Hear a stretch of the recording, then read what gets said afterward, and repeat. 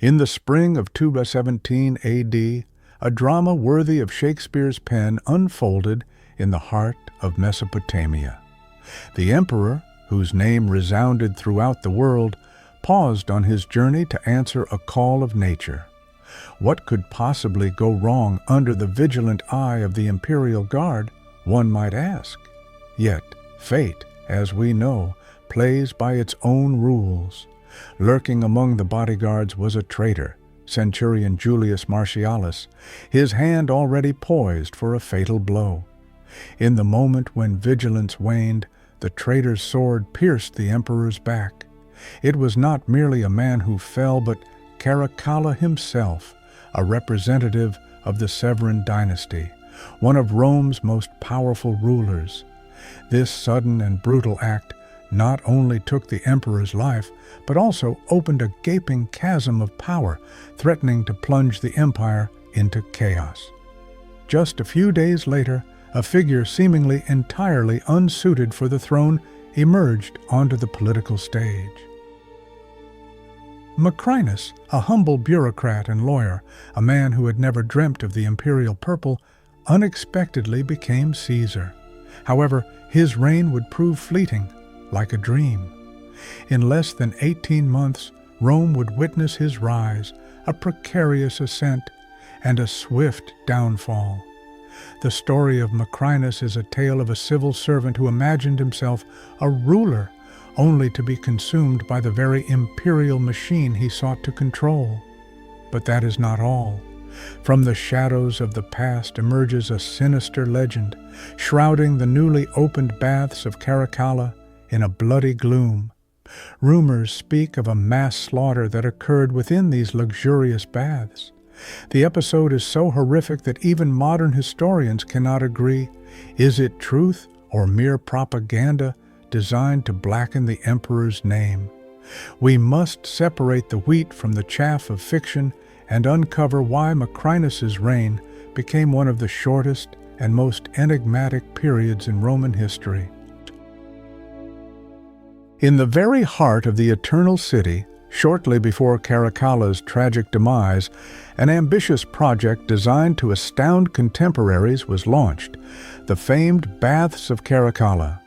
These grandiose structures, capable of accommodating over 1,600 visitors simultaneously, were more than just public baths. They served as a true center for leisure, political discourse, and a magnificent display of imperial grandeur. Their walls, clad in marble brought from distant Numidia, gleamed dazzlingly under the sun's rays. Intricate mosaics, crafted with captivating detail, depicted scenes from mythology, while the advanced hydraulic system continues to fascinate engineers even today. Beneath the floors lay a complex hippocaust system, a network of tunnels where fires heated water, ensuring comfortable temperatures in the steam rooms. Here, people not only performed ablutions, but also concluded trade deals, arranged marriages, and wove senatorial intrigues. It was, in essence, a microcosm of Roman life, a place where luxury and power intertwined amidst granite columns and majestic arches. It is little wonder that, after Caracalla's death, this site became an epicenter for all manner of rumors and legends. The bath's grandeur was so monumental that any story, even the most sinister, found a vivid echo within their walls. In the spring of 217 AD, near Carrhae in Mesopotamia, a tragic scene unfolded. Emperor Caracalla, commander of the Roman legions, met his end at the hands of a traitor. Not yet 30, this ruler had earned a reputation as a ruthless and energetic leader whose deeds, including the execution of his own brother Geta in front of their mother, painted Roman history in crimson hues. During a military campaign against the Parthians, Caracalla made a fateful stop by the roadside. While his bodyguards maintained vigilance, Julius Martialis, a centurion driven by a personal vendetta, lay hidden among them. Seizing the moment when the guards' attention wavered, Martialis struck the emperor a fatal blow with his sword. Caracalla fell lifeless, a victim of betrayal as unexpected as it was irreversible. Historical evidence, particularly the works of Dio Cassius and Herodian, points to Macrinus, the Praetorian prefect, as the primary beneficiary of the crime. This lawyer, originally from Mauritania, known for his prudence and analytical mind, had achieved high office through his administrative talents. However, Caracalla's suspicion of Macrinus grew, and the prefect realized he might share the fate of many who fell victim to imperial paranoia. The assassination was not a spontaneous act of desperation, but rather a meticulously planned maneuver by an official who understood that in Rome's political intrigues, one sometimes needed to act preemptively. With Caracalla's death, a power vacuum was created, and Macrinus was ready to seize the imperial throne. News of Caracalla's demise swiftly spread through the Roman camp, plunging the soldiers into a state of shock. Leaderless, the legionaries in disarray turned their gaze to Marcus Opellius Macrinus, the Praetorian prefect, as the only one who could assume the mantle of power. His background starkly contrasted with his predecessors, a Mauritanian, not of senatorial nobility, nor possessing aristocratic roots.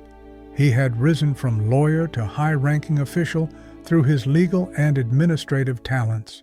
Essentially, he was an exemplary bureaucrat, not a charismatic general or a hereditary prince.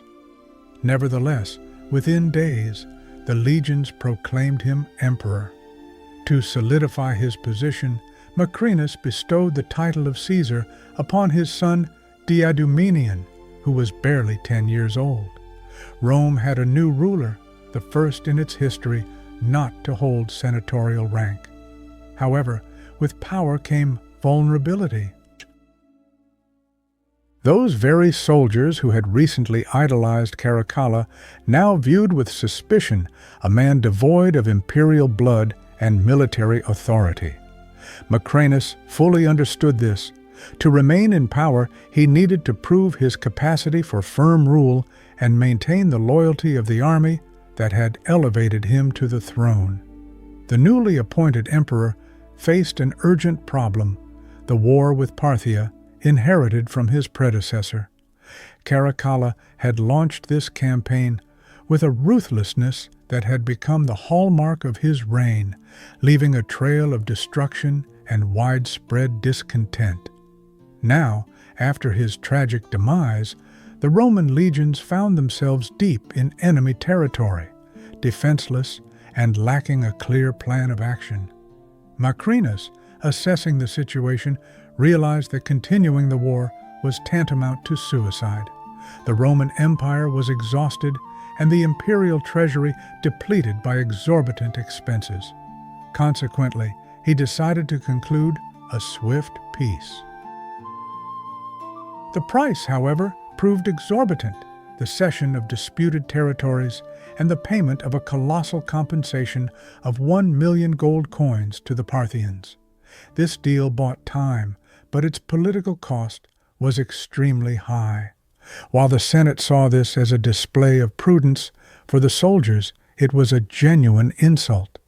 Legionaries, accustomed to rich spoils after military campaigns, perceived the peace treaty as a humiliation, and Macrinus as a weak and indecisive leader. Discontent in the army grew as the emperor tried to control military expenses, cutting privileges and delaying payments. Loyalty, won with blood and sweat on the battlefields of Mesopotamia, began to crack. Rumors and whispers spread from tent to tent. Caracalla led us to victories. Macrinus feeds us reports. The man who came to power through a precise and deadly strike now began to feel the sharp edge of an invisible dagger of military distrust aimed at his back.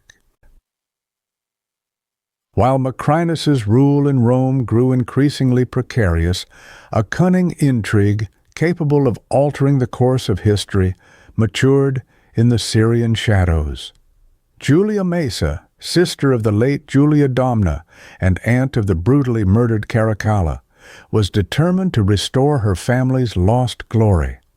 Possessing a sharp mind, immense wealth, and significant influence in the eastern provinces, she could not reconcile herself to the upstart from Mauritania occupying the throne, which, in her view, rightfully belonged to her. Mesa took a desperate step. She convinced the Syrian legionaries that her 14-year-old grandson, Varius Avitus Bassianus, was Caracalla's illegitimate son. This young lad, destined to enter history as Elagabalus, became the banner of the rebellion. The promise proved too enticing to refuse. Under the banner of the young heir, soldiers not only sought to restore power to the Severan dynasty, but also hoped for the return of the generous gifts and glorious victories that had characterized Caracalla's reign. Mesa's cunning plan worked flawlessly. Syrian cohorts began to defect en masse to the conspirators, and soon scattered groups of rebels transformed into a formidable army. Their banners displayed not only the image of young Elagabalus, but also the memory of the cruelly murdered emperor, as well as widespread indignation against the usurper Macrinus. For the first time since seizing power, Macrinus felt the ground slipping from beneath his feet. Civil war became inevitable, and Julia Mesa, like an experienced strategist, coolly moved the pieces on the chessboard, bringing closer the hour of reckoning. On the approaches to Antioch on 8th June 218 AD, a decisive battle unfolded between Emperor Macrinus's army and the legions loyal to Elagabalus. Macrinus understood that the outcome of this day would determine his fate. Victory would solidify his power and quell the rebellion, while defeat would condemn his name to oblivion among a multitude of usurpers. Historical chronicles indicate that Macrinus, who lacked military talent, chose a defensive tactic. However, he was opposed by Gannes, a young and energetic rebel commander whose actions were guided by the astute Julia Mesa. His soldiers' morale was exceptionally high, as they believed they were fighting to preserve Caracalla's dynasty. The battle was marked by exceptional brutality. The battlefield trembled with dust, the clang of weapons, and the cries of warriors. Initially, Macrinus's troops offered stubborn resistance, but his indecisiveness predetermined their defeat. When the enemy cavalry unleashed its full might upon them, the imperial army's ranks faltered and scattered.